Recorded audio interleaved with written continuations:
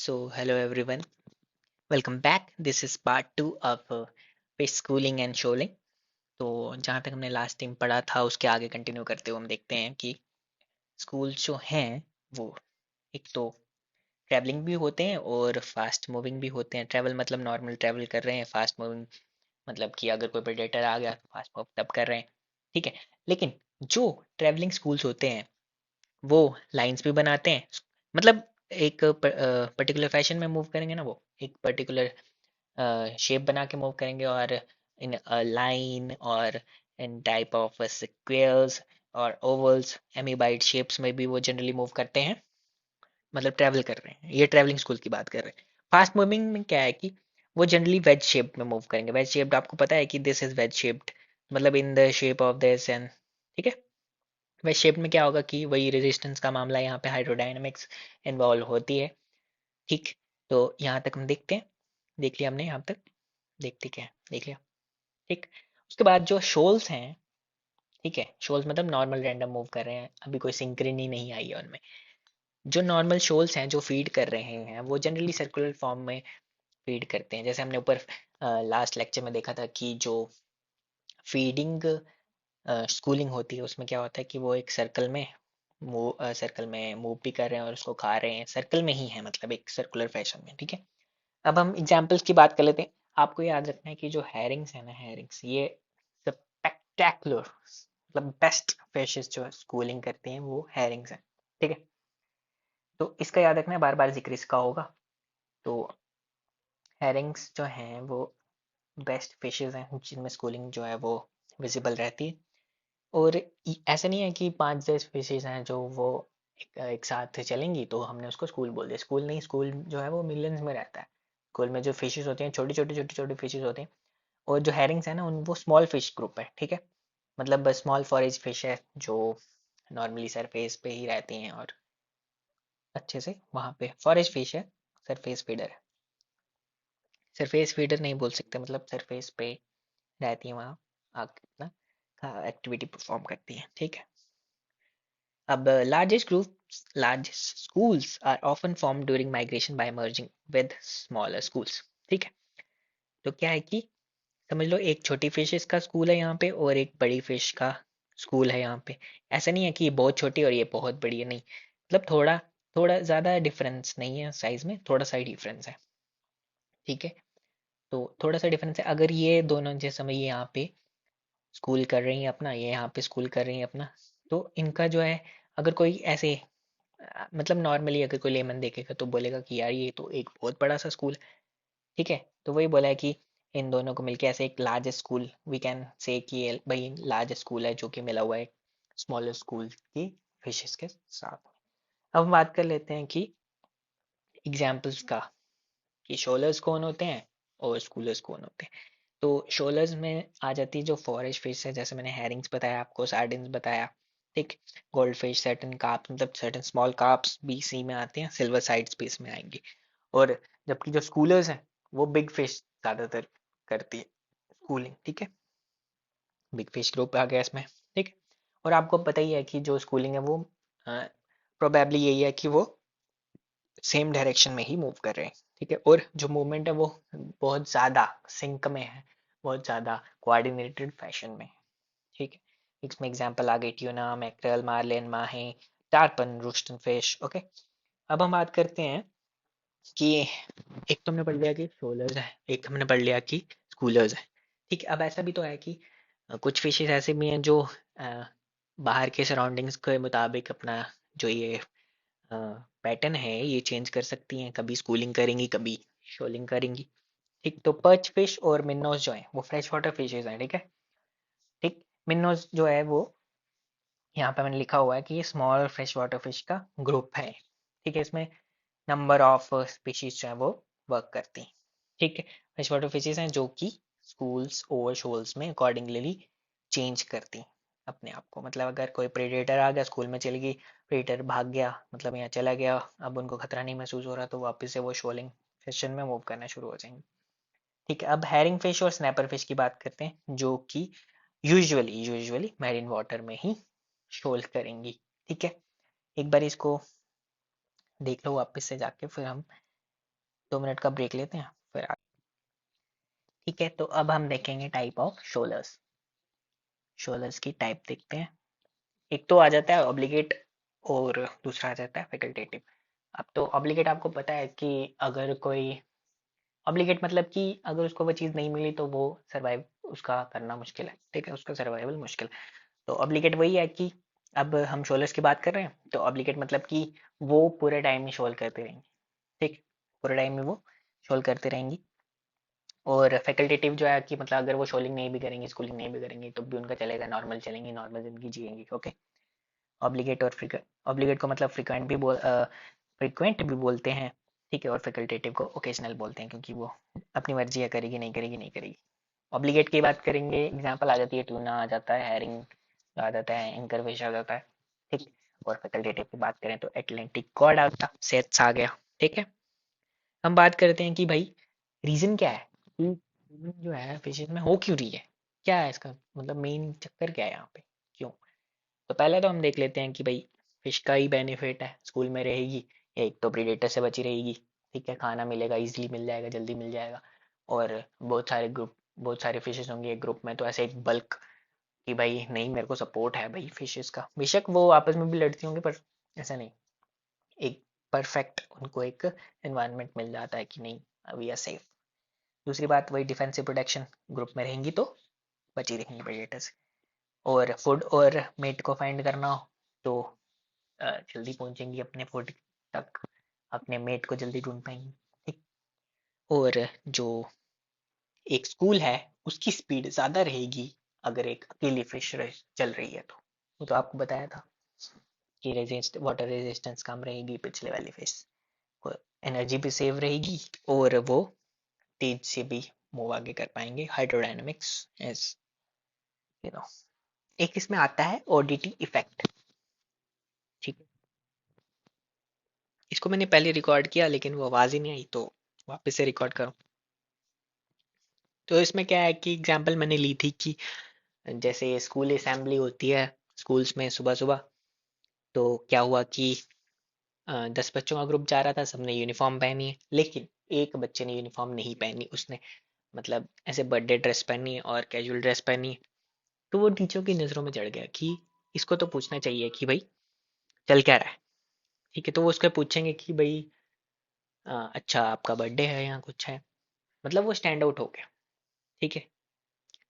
तो वैसे ही फिशेस में यही है कि अगर एक फिश अपने मतलब छोटे छोटे फिश स्कूल में चल रहे हैं लेकिन कोई मोटी सी फिश आके उनके स्कूल को ज्वाइन कर गई, ठीक, तो वो उसी के लिए दिक्कत बन जाएगी, मतलब वो स्टैंड आउट कर जाएगी उस ग्रुप में और प्रीडेटर की नज़रों में चढ़ जाएगी जो कि उसके लिए ठीक नहीं है, ठीक है।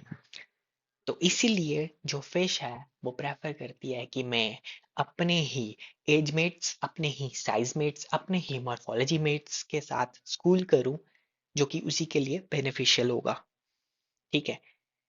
तो इसी को हम बोलते हैं ऑडिटी इफेक्ट, ठीक। तो आगे बस अब हम बात करते हैं कि जो क्या फैक्टर्स हैं जो स्कूलिंग को इफेक्ट कर रहे हैं। नंबर वन तो यही है कि सेंसेस, ठीक है। देखो अब आपको पता है कि फिशेज हैं, ठीक है, फिशेज में लिटिल लाइन सिस्टम होता है, ठीक है, सेंटर ऑफ द बॉडी में, ठीक, ठीक है, तो आपको पता है। अब लिटिल लाइन सिस्टम से वो सेंस कर जाती हैं अपने इन्वायरमेंट को, ठीक। अब स्कूलिंग में कैसे हेल्प करेगा ये लिटिल लाइन सिस्टम, वो आगे देखते हैं। दूसरा है ऑल्फैक्शन एंड हियरिंग, ठीक। अब ये क्या है important in assembly of shoals. अब ऑल्फैक्शन और हियरिंग जो है, अगर स्कूल बनाना है, अब फिश को कैसे पता चलेगा कि स्कूल बना हुआ है तो मैं भी जाऊंगी वहां पे। तो ये कैसे होता है कि ऑल्फैक्शन और हेयरिंग जो कि हम बड़ी ऑल्फैक्शन, अब आप लेटर लाइन्स है ना, लेटर लाइन सिस्टम जो है, ठीक है, उसमें क्या है कि ऑल्फैक्ट फिशेज जो है वो स्मेलिंग पावर भी होती है उनमें, सम फिशेज स्पीशीज में स्मेलिंग पावर होती है और हेयरिंग की पावर भी होती है। जैसे सबमरीन का फंडा भी ऐसे ही आया ना कि अ, आगे रेस जाएंगी, साउंड वेव जाएंगी, टकरा के आएंगी, पता लगेगा कि कितनी दूर है ऑब्जेक्ट। वैसे ही फिशेज में ये पता लग जाता है कि वो फिश मेरे से इतनी दूर है, कैसे, ऑल्फैक्शन और हेयरिंग से, ठीक है। और विजन तो अपनी काम आएगी आएगी, कि कौन सी फिश आगे, कौन सी फिश पीछे है। ठीक है, और बहुत सारे जब स्कूलिंग करनी हो तो बहुत सारी फिशेस में स्ट्राइप्स होती हैं, स्पॉट्स होते हैं कलर्ड, फ्लैंक साइड और बॉडी पे। यहाँ पे लिखा है ना फ्लैंक साइड और बॉडी। फ्लैंक साइड क्या होती है कि जो फिन फिलेट होता है ना, फिन फिलेट का लोअर साइड जो होता है, फिन उस फिलेट मतलब कि उसकी स्किन, उसका जो लोअर साइड होगा ना, फ्लैंक साइड ऑफ बॉडी, वहाँ पे स्पॉट्स होते हैं। ठीक है, और गिल कवर्स में भी ऊपर ऐसे स्पॉट्स होंगे बहुत सारी स्पीशीज में, जो कि फिश जो है वो अपनी विजन की हेल्प से देख के वो ये पता कर लेगी कि भाई हाँ, ये मेरे ही ग्रुप की शोलिंग हो रही है। ठीक है, और ये this act as a visual cues. ठीक, विजुअल क्यूज मतलब विजुअल सिग्नल्स। ठीक, हैरिंग्स की बात करें, हैरिंग्स में बहुत जबरदस्त लेटर लाइन सिस्टम होता है। ठीक है, और लेटर लाइन सिस्टम है तो वो इजीली जो है कम्युनिकेट कर पाएंगी अपने जो क्या बोलते हैं कि जैसे पानी में जो वेव्स है, प्रेशर वेव्स है, आगे फिश चल रही है, पीछे प्रेशर चेंज हो रहा है पानी का, तो उससे उसके आगे वाली की उसकी एक्सेलरेशन उसको पता लग रही है कि कितनी स्पीड से वो जा रही है। अगर वेव्स थोड़ी थ्रस्ट कम आ रही है तो मतलब स्पीड ज्यादा है उसकी। ठीक है, तो इससे उसका पता लग जाता है। दूसरा जो है वो है कि फूड प्रेडेटर और स्कूलिंग। ठीक, तो predators and foods directly effect schooling and shoaling. ठीक है, समझ लो प्रेडेटर है एक, ठीक, वो आया, स्कूल करी थी फिर, मतलब शोल करी थी नॉर्मल फिश। ठीक, प्रेडेटर आया, उसको देख के स्कूल कर दी और भाग गया, भाग गई फिशेस। ठीक है, जैसे ही प्रेडेटर आया, फिशेस ने क्या किया, स्कूल कर लिया और वो भाग गई। तो मतलब प्रेडेटर आ गया तो एक फैक्टर बन गया कि इनसे उनकी हैबिट चेंज हो गई, शोलिंग से स्कूलिंग हो गई। Function of shoaling in foraging and in providing anti predator advantage work side by side. ठीक है, function of shoaling in foraging, ठीक, फॉरेजिंग मीन्स फूड ढूंढना, and in providing anti productive advantage, मतलब खाना ढूंढ रही है, अब प्रेडेटर आ गया तो एक तो जो शोलिंग उन्होंने यहाँ शोलिंग से स्कूलिंग कर दी तो उनको क्या हुआ कि प्रीडेटर से प्रोटेक्शन मिल गई, और फॉरेज मतलब फॉरेज कर ही रही थी, तो वो दोनों साइड बाय साइड वर्क कर रहे हैं। Foraging in larger groups directly relate with social schooling behavior. ठीक, sensory structure generally senses the outer environment and maintains schooling behavior in a working way. ये जो है ये sensory structure है। ठीक, और ये इसका रिसेप्टर आ गया कि जेलेटिन से बना है और सराउंडेड बाय, मतलब एक कैप्सूल टाइप है। ठीक, और इसके नीचे सेंसरी हेयर है जो कि स्टिमुलस को आगे फॉरवर्ड करेगा सेंसरी सेल्स में, और फिर वो नर्व एंडिंग्स में फिश के ब्रेन में जाके बताएंगी कि आगे इसका क्या रिस्पॉन्स देना है। ठीक है, अब हम देखते हैं एडवांटेजेस क्या है स्कूलिंग की। सबसे पहले तो ये पिछले 2 लेक्चर से ये रटता रहा हूँ कि फूड है, एंटीब्रेडेटरी इफेक्ट है। ठीक है, अब जो है कंफ्यूजन इफेक्ट है। ठीक है, इसको इसको समझ लेते हैं कि ये है क्या चीज। ठीक, कंफ्यूजन इफेक्ट में क्या है कि जो स्कूलिंग है ना, वो फिश को अलाउ करती है कि अगर कोई प्रेडेटर आया, उसका उसका सेंसरी सिस्टम को हम ऐसे क्या बोलते हैं उसको, वश में कर लें, वश में, और कि उसको डाइवर्ट कर दें कि जैसे समझ लो उसका एक इलेक्ट्रो रिसेप्टर काम कर रहा था आगे जाने का उस स्कूल की तरफ, लेकिन फिशेस ने क्या किया, उसके रास्ते में एक बाधा बन गई। कैसे बाधा बन गई कि मतलब स्कूल जा रहा था, यहाँ पे रिसेप्टर, यहाँ पे प्रेडेटर आ रहा था उनके पीछे पीछे, तो इनका फॉलो कर रहा था। एक फिश ने क्या किया और फिश के ग्रुप्स ने क्या किया, यहाँ से आके ऐसे कर दिया और थोड़ी सी इधर भाग गई, फिर वापस आके वो अपनी स्कूल में मिक्सअप हो गई। इससे क्या हो गया, प्रेडेटर भटक गया अपने रास्ते से। ठीक है, मतलब उसके लिए कंफ्यूजन पैदा करते हैं। ठीक, दूसरी बात करते हैं तो इसमें आ जाता है डायल्यूशन इफेक्ट। ठीक, डायल्यूशन इफेक्ट क्या होता है कि डायल्यूशन इफेक्ट प्रोटेक्ट करता है प्रेडेटर्स को, सॉरी क्या बोला मैंने, डायल्यूशन इफेक्ट प्रोटेक्ट करता है जो अपनी फिशेस हैं from predators bye joining a group. ठीक, मतलब कि ये फिश है एक, तो अगर ये स्कूल को ज्वाइन कर लेगी तो इससे क्या होगा कि प्रेडेटर से वो बची रहेगी। ठीक है, अब जितना बड़ा ग्रुप होगा ना इन फिशेस का, प्रे उतना दूर भागेगा। प्रे प्रे को उतने कम चांसेस है कि भाई इसमें से एक प्रे मिल जाए इसको। ठीक है, मतलब डाइल्यूट हो गया। डाइल्यूट मतलब कि एक ग्रुप है फिशेस का, अगर वो बड़ा बड़ा बड़ा होता गया, डाइल्यूट होता गया और बड़ा बड़ा बड़ा, कंसंट्रेट नहीं, डाइल्यूट होता गया, तो प्रीडेटर के बेस्ट चांसेस हैं कि वो प्रे को पकड़ पाए। ठीक, डाइल्यूशन फैक्टर हो गया। अब हम बात करते हैं कंपैक्शन की। ठीक है, अब स्कूल का साइज जो है ना, ठीक है, स्कूल का साइज जैसे ही प्रीडेटर आया, ठीक है, प्रीडेटर आया, अब स्कूल का साइज छोटा भी, अब वो फिशेस के ग्रुप पे डिपेंड करता है कि साइज छोटा भी कर सकते हैं, वो बड़ा भी कर सकते हैं। इससे क्या होगा कि ये fishing type enable fishes to encamp, to enlarge or compact group on the arrival of predator or threat। तो इसमें मतलब एग्जांपल मान लो कि एक प्रीडेटर आया है, फिश का स्कूल चल रहा था, ठीक, जैसे ही प्रीडेटर को देखा तो फिश के स्कूल ने ऐसे कर दिया, मतलब थोड़ी सी फिश और सारी फिशेस इधर आ गई, ठीक, और यहाँ वाली यहाँ चली, यहाँ वाली यहाँ चली, मतलब जा रही है आगे कौन। रुको रुको, दोबारा से समझाता हूँ। क्या है कि क्या है कि अरे अरे अरे, 1 सेकेंड। ठीक है, क्या है कि ये प्रेडेटर आया, ये फिशेस आए, इसको देख के क्या हुआ कि ये वाली फिशेस यहाँ चली, ये वाली फिश यहाँ चली गई थोड़ी थोड़ी, ठीक है। जब प्रीडेटर भाग गया, मतलब अब प्रीडेटर को लगा कि मुझे कुछ नहीं मिलने वाला है यहाँ से, तो प्रीडेटर भाग गया, फिशेस आगे चल के वापिस से कम्पेक्ट हो गई, ठीक है, पहले डाइल्यूट हो गई, फिर कम्पेक्ट हो गई।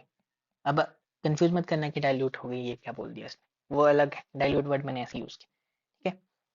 तो कंपैक्शन भी हो गया। अब माइग्रेशन में भी हेल्प करती है, ठीक है, स्कूल्स में रहेंगे तो जो माइग्रेशन है वो जल्दी होएगी, ठीक, और एनर्जी सेविंग प्रोसेस है जी, ये तो आपको पता ही, ठीक, कैसे, वही हाइड्रोडायनामिक्स वाला कंसेप्ट, हाइड्रोडायनामिक्स, और दूसरा क्या था, हाइड्रो और वाटर रेजिस्टेंस, ठीक है। तो ये जो शॉलिंग स्कूलिंग ना था, इसमें टाइप्स थी, हमने ये अच्छे से समझी, इसको बस गो थ्रू करो और ये आपका टॉपिक खत्म हो गया, ठीक है। तो थैंक यू, डू लाइक